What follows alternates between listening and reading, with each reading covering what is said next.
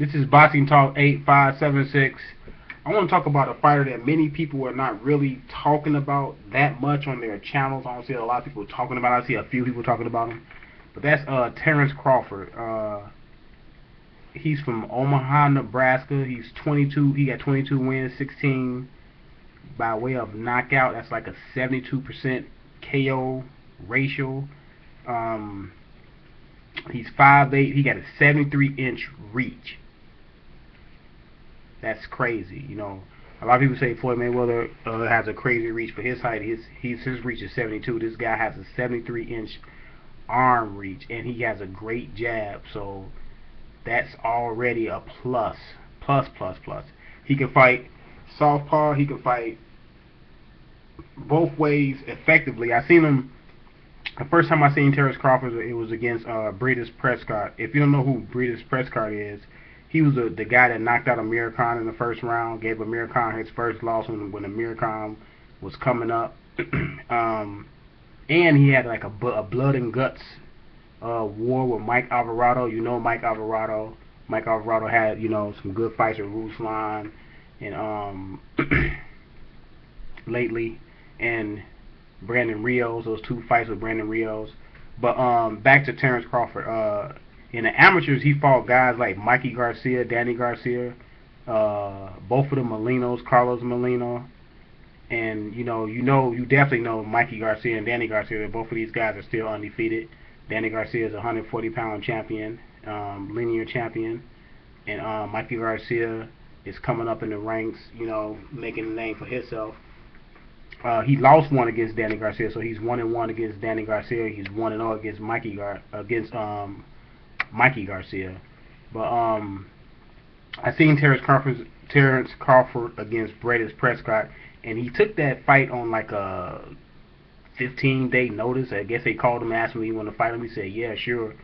And came into the fight, man. You know, Breidis Prescott had a name. Everybody knew him, but people really didn't know a whole lot about Terence Crawford, you know. But people, main boxing, you know, people was in the boxing know, they knew who Terence Crawford was, but to the public, people didn't know who Terence Crawford was. So this was like his first big shot, you know, on HBO. You know, let's get him on HBO, see what he can do. He got on there. He was impressive, to say the least. Great defense, hand speed, can move, got angles. Took away Breidis Prescott main weapon, which what was his right hand. He moved away from the right from Breidis Prescott right hand, and was landing the jab, landing power shots. I ain't gonna even lie. I mean, I'm not saying he's Pernell Whitaker, but defensively, if you look at him, he reminds me of a young Pernell Whitaker defensive wise. I mean, I was impressed. I was thoroughly impressed. I mean, he has some tremendous skills. His jab is on point. The one thing that he got that Pernell Whitaker never really had, but Pernell Whitaker can display it every now and then. Terence Crawford has power. I seen in his fight after Breidis Prescott fight, when he had, man, when he decided he want to throw power shots, the guy can crack. But he's gonna fight Ricky Burns for the WBO lightweight title. So I would like to see what he does in that fight. I got him winning that fight. I just think he's just too skillful for Ricky Burns. You know, I think he just got too much for Ricky Burns. Too many, you know, dimensions to his fight game. He can box, he can punch, he can fight orthodox, he can fight, you know what I'm saying, he can fight either way, he can switch. And he fights effectively both ways, because he did it against Breidis Prescott. He did it, not only did he do it round by round, he was doing it in the middle of the rounds, you know, switching back and forth. Just keeping a fighter, you know, keeping Breidis Prescott like just off his game and just keep resetting, because he knew Breidis Prescott was a power puncher, so he just kept on making a reset. You make a power puncher reset, he'll be looking for his power punch all night, and he won't land it effectively like he's trying to land it, because the guy's constantly giving him angles. But Terence Crawford is a guy that I'm looking forward to seeing. He's an exciting fighter. He's a confident fighter, but he's a humble fighter. You know, he's not clowning around.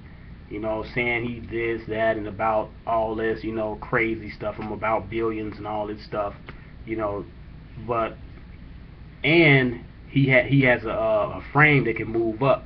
You know, he can move. He's probably gonna in about a year or two, probably about 2 years. He's gonna be a welterweight in about 2 years because he's 5'8", nice frame, and the 73-inch reach. So you know he has a welterweight frame, and he will be a welterweight in about a couple years. So we're about to start seeing some great fights. You know, I would like to see Terence Crawford. I would like to see him fight Adrian Broner. Like when Adrian Broner come back and win a couple fights. But Adrian Broner said he's gonna stay at 147. You know, if he would have went down to 140, you know, we probably would have seen him and Terence Crawford within a year or so. But yeah, Terence Crawford is with Top Rank, so we don't know how that will go. We know the so-called Cold War stupid crap is out there. But Terence Crawford is a fighter to look for. He fought 3 times in 2013, so he's a busy fighter. He's not sitting on the sidelines only fighting once a year or twice a year. He fought 3 times.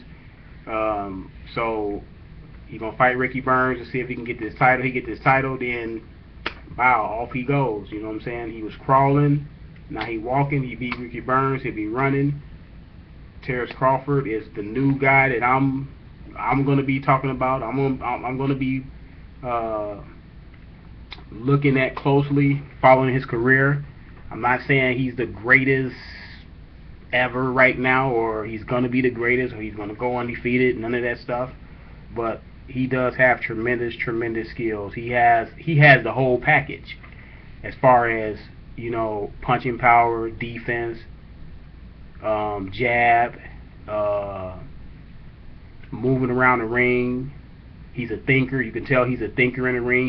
He adjusts. He knew that British press card best weapon was his right hand, and he took it away from him. That's a guy that is coming in the ring with intelligence, following the game plan. He just has it all. He's just refining it right now, and you know what I'm saying. I'd like to see him display it against tougher competition, but the man got some skills. You need to, if you haven't seen Terence Crawford fight yet, go and look at that British Prescott fight or some of the other fights he had this year. Definitely that British Prescott fight. That was a masterpiece. How he just took him apart. But go back and look at that fight and tell me what do you think about Terence Crawford. He reminded me of a young Pernell Whitaker with power though, and that's scary. You know, when Pernell Whitaker was out, everybody was like, man, if this guy had power, man, he'd be no joke. He was no joke anyway. Pernell Whitaker is one of the best fighters ever, and a lot of people got him in their top 10 of greatest fighters of all time.